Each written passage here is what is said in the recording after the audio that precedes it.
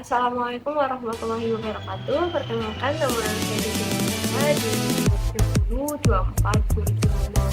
2024-2027 dari Provinsi PTIK Rombongan 1. Di sini saya akan mengulangi tugas pemrograman berbasis objek, yaitu program yang menerapkan konsep object array dalam argumen suatu fungsi dan juga konsep multi inheritance. Untuk mempersingkat waktunya, mari kita lanjut ke videonya.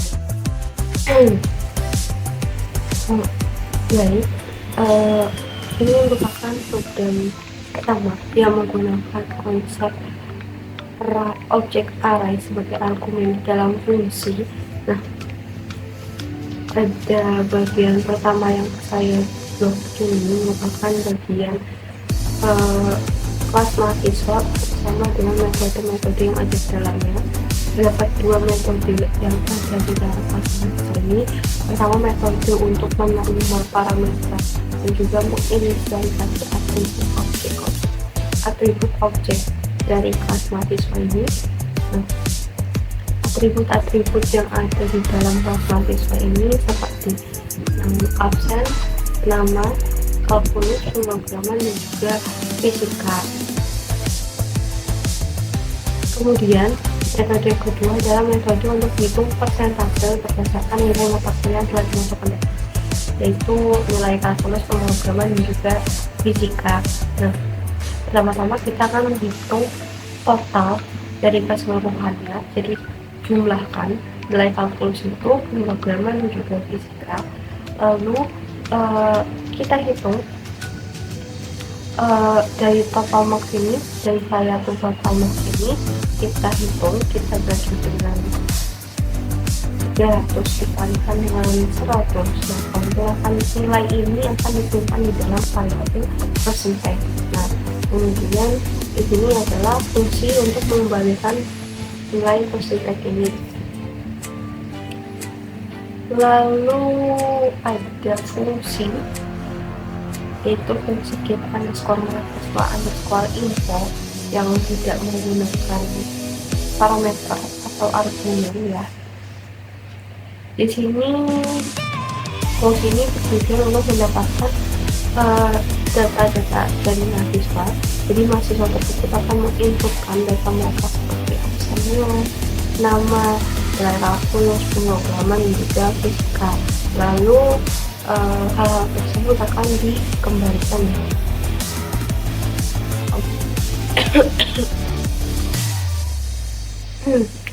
Lalu fungsi selanjutnya yaitu adalah fungsi untuk mencetak hasil data-data dari mahasiswa.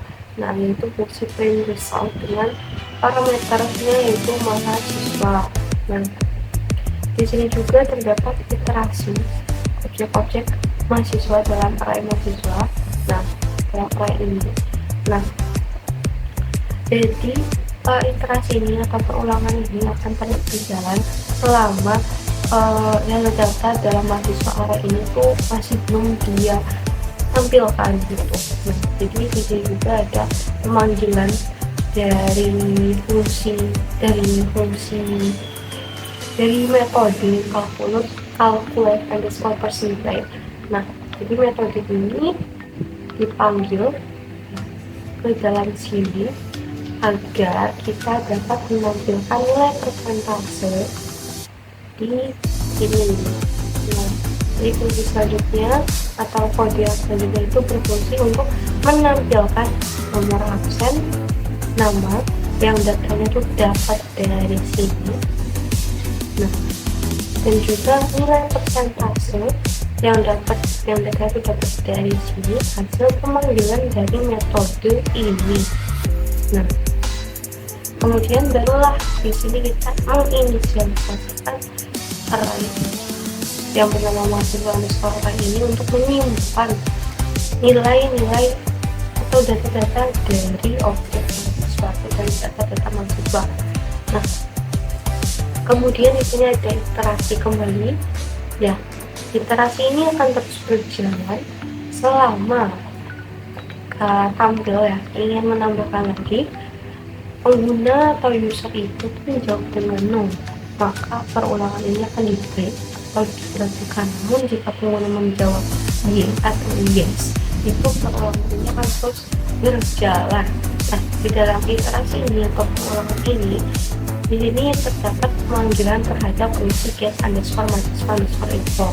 Jadi ketika fungsi ini dipanggil, maka akan tampil ini ya dalam terminal nanti.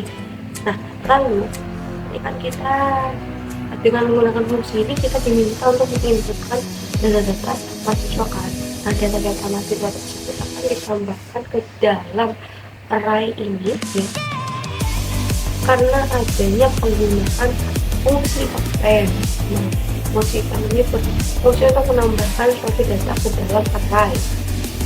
Lanjut, nah kemudian juga lagi pemanggilan terhadap fungsi print result. Nah, dengan parameternya itu underscore array ini. Nah, jadi yang akan tampil di sini ya tentu aja ini ya. Tampil di terminal itu adalah ini. Sekarang kita jalankan programnya.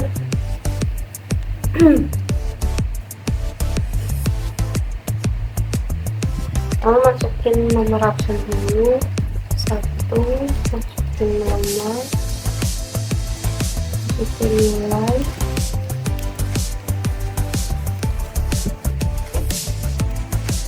nambah lagi ini.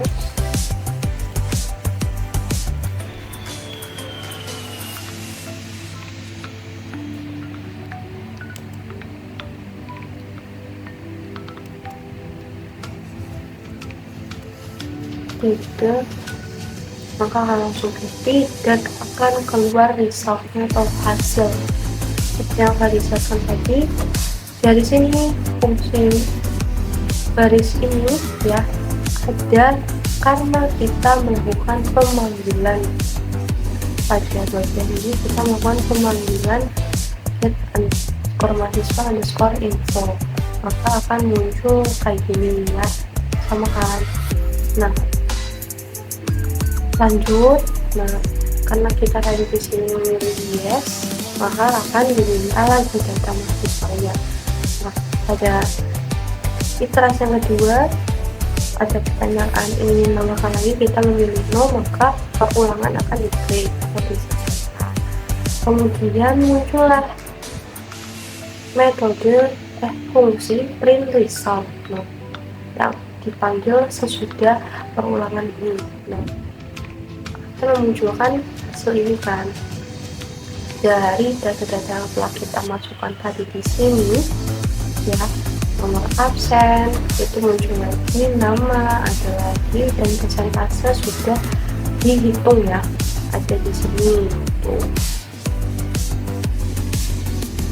Dan karena fungsinya fungsi karena datanya tadi kita masukkan 2 di data, maka pengulangan juga akan terjadi 2 kali.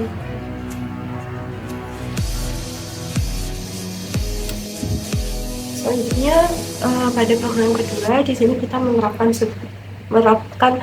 multi inheritance pada sebuah program atau sebuah konsep di mana sebuah kelas memiliki sifat turunan-turunan dari beberapa kelas induk. Jadi bukan hanya satu tapi beberapa kelas induk. Nah, di sini kita memiliki 2 kelas induk. Yang pertama itu kelas induk orang dan kelas induk pekerjaan, dengan kelas turunannya adalah kelas karyawan. Oke, pada kelas yang pertama yaitu kelas orang, di sini terdapat 2 metode, itu metode untuk menerima parameter dan menginisialisasi atribut dalam kelas orang ini seperti nama dan umur, dan juga metode untuk mencetak informasi tentang objek dalam kelas orang. Jadi ketika si metode info ini dipanggil, maka akan menampilkan tampilan nama serta umur. Nah, kemudian di metode yang kedua di kelas yang kedua, mohon maaf, yaitu kelas pekerjaan, juga sama, terdapat dua metode, yaitu metode pertama yang ini untuk menerima parameter dan menginisialisasi atribut pekerjaan serta gaji. Kemudian pada metode yang kedua itu juga untuk mencetak informasi tentang objek dalam kelas pekerjaan. Jadi ketika metode ini dipanggil, ya akan menampilkan ini pekerjaannya apa, gajinya berapa. Kemudian ini ada kelas turunannya. Nah, itu kelas karyawan. Nah, di sini ada metode untuk memanggil konstruktor dari kelas induk. Nah, ini konstruktor dari kelas orang, ini konstruktor dari kelas pekerjaan. Kemudian di metode yang kedua, yaitu metode untuk mencetak informasi tentang objek karyawan. Nah, jadi di sini seperti yang udah saya bilang sebelumnya, ini info orang.info, ini kelas orang, jadi metode info dari kelas orang berarti yang ini. Nah, kemudian juga ini metode info dari kelas pekerjaan itu yang ini. Nah, kemudian di sini adalah membuat objek dari kelas turunan karyawan. Nah, objeknya karyawan dari kelas karyawan. Nah, di sini diisikan parameter atau argumennya ya langsung. John Doe sebagai nama, 30 sebagai umur, programmer sebagai pekerjaan, dan berapa ini? Dan 6 juta sebagai gaji. Nah, jadi yang terakhir ini merupakan pemanggilan ya, karyawan.info, jadi memanggil metode ini. Nah, otomatis ketika metode ini dipanggil, maka akan memanggil metode info dan dari kelas orang dan juga dari kelas pekerjaan, dan otomatis yang tampil adalah ini ya, ini dan isinya juga adalah ini. Seharusnya seperti itu. Sekarang kita jalankan program.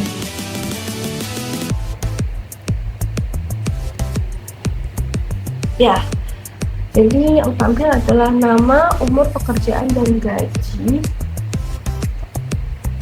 Nah, nama itu dari, jadi yang bekerja itu ini ya, jadi alur kerjanya itu seperti ini. Dari sini dia memanggil ini, memanggil metode yang ini.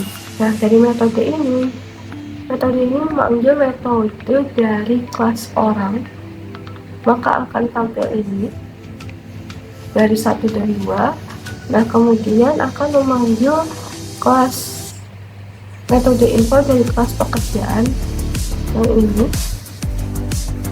dan yang tampil itu ini garis ketiga dan keempat.